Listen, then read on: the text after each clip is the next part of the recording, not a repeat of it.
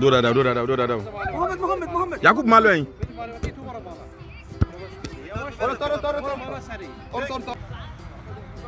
Lọ dúró sójúlé.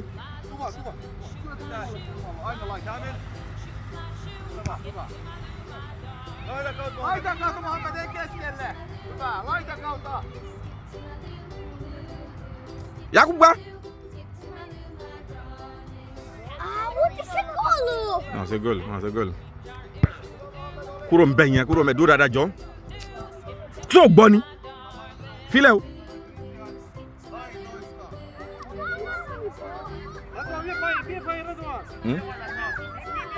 Yakup dúró dáadáa.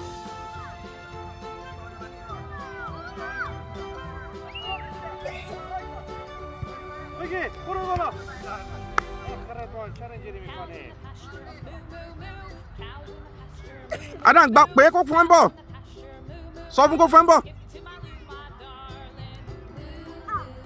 Yakup ẹ lọ jẹ́ go. Nice one Yakup, nice one. Ó dà bẹ́ẹ̀.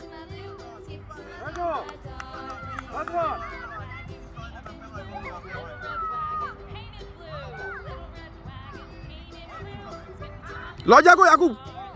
Gbá lọ́wọ́ ẹ̀.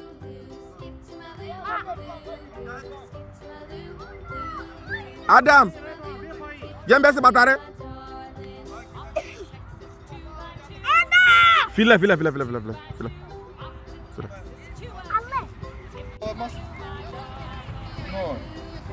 No, miten reenit meni teidän mielestä? Reenasko kaikki täysillä? Yrititte täysillä? Niin siis on hyvä asia, jos olette yrittäneet ja olette olleet iloisia. Hyvä juttu. Nyt mennään kotiin ihan rauhassa ja ensi kerralla on perjantaina. Pari suolaa. Joo.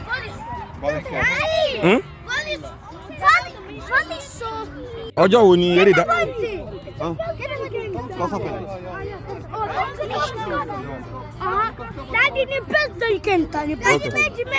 Okay. Ọjọ́ wo ni ọjọ́ tẹ máa lọ síbẹ̀ yẹn? Ní Yorùbá, ọjọ́ wo? Ọjọ́ Ẹtì, okay. Ọjọ́ Ẹtì ni àbí? Ó yẹ ìjà lọ ra Candy. Ẹ máa nìṣó. Ẹ lọ gbé. Gómìnà lọ gbá wọlé.